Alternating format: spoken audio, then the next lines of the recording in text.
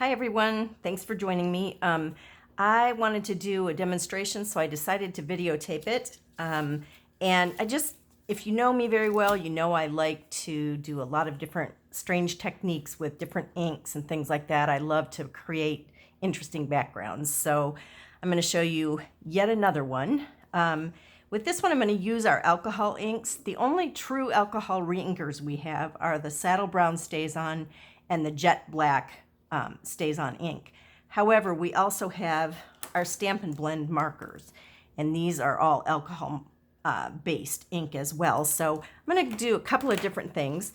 This is the brushed metallic cardstock that is in the annual or the holiday catalog, the 2020, I guess, what are they calling it now? August through December mini catalog. And I used the the pine tree background texture impressions folder and went ahead and ran these pieces through that ahead of time. If you haven't tried out the new embossing machine from Stampin' Up, it is wonderful. The cut and emboss it's very, very smooth. I really, really like it. But I did go ahead and do those ahead of time. And I have some cotton balls. So I'm going to take those, and I have rubbing alcohol, a very little amount left because it's not easy to find these days. But the first thing I'm going to do, I don't know if you've ever done the polished stone technique that we used to do. You put the alcohol on your cotton ball. So this is going to be similar to that. These are kind of messy techniques, so if you have gloves, it might be a good idea. I'm going to try to brave it without, but I'll probably have ink all over myself by the time we're done. And I'm just going to put a couple of drops. This is the black StazOn. You don't need a lot. And I'm just going to rub it over the surface. You can dab it, you can rub it. What I want to do mostly is just highlight that background a little bit.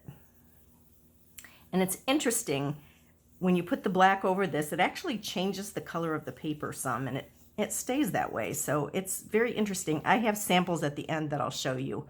I would work on multiple layers if you're using the scrap paper underneath.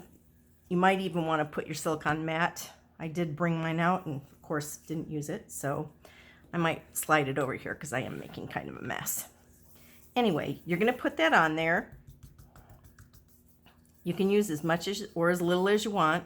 And then I'm going to set that aside to dry. Eventually I'm going to go back with my cotton ball and with a dry one and go over that and pick up the excess. But you'll notice how that's kind of pooling around the trees. So it kind of sets them out and you can really see that background very well.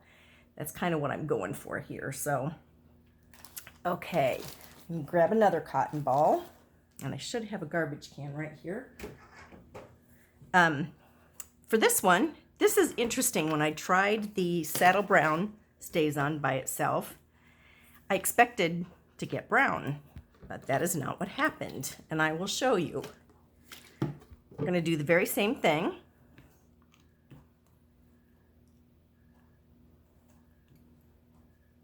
Rub this over, and rather than brown, you end up with what looks like a 24 karat gold foil. It is very, very, very gold. And you'll see the sample I made with it. It ended up, I like the sample. It reminded me of Christmas, so I made a Christmas card out of this one. So I'm going to set that aside to dry. And I'm going to move on, and I'm actually going to use this same cotton ball because there's enough left on it. And I want to show you the two colors together.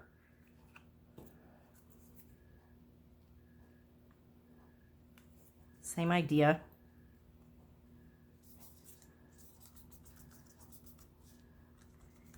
And you can do this a couple of different ways. I have two samples with this, and I'll show you both of them in a minute.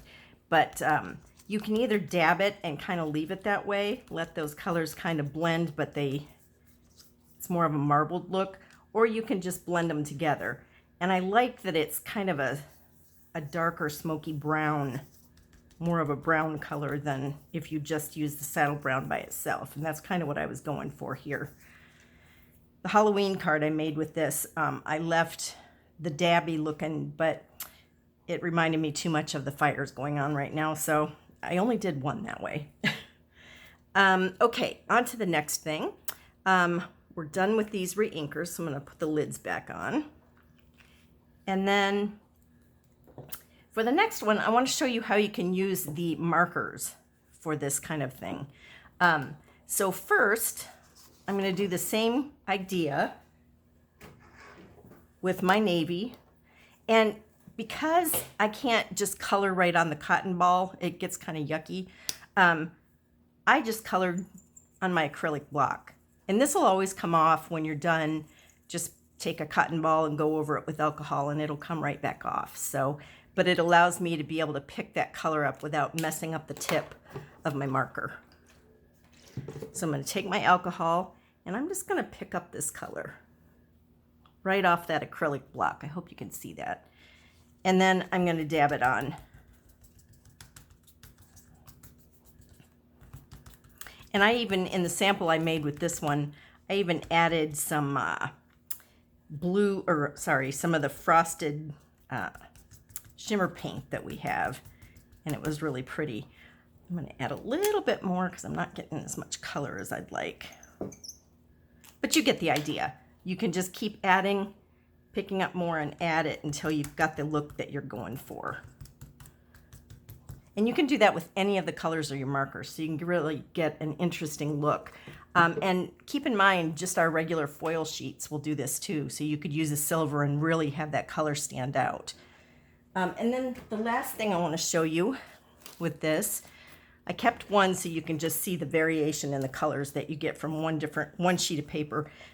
This one I accidentally, when I put it through the folder, I put it upside down so things are pressed in rather than coming out. And I thought this might be good for this technique that I was going to do. I was going to redo it, and then I thought, no, actually, that might be nice.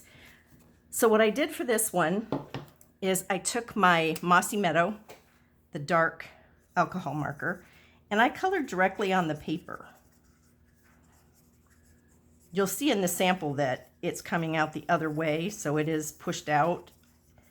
But this kind of gives me exactly the border I want to color that. I wanted these two trees that kind of stand out to have some color to them, so this actually works very well.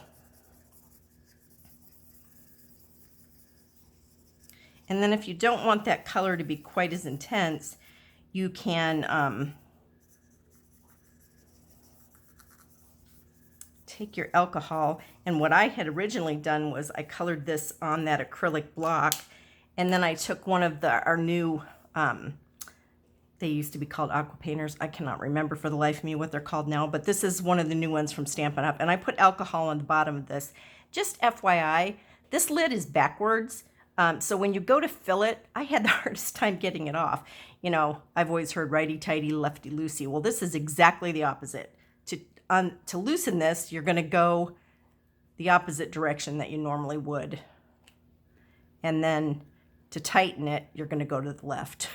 So it's backwards, just in case you want to know that.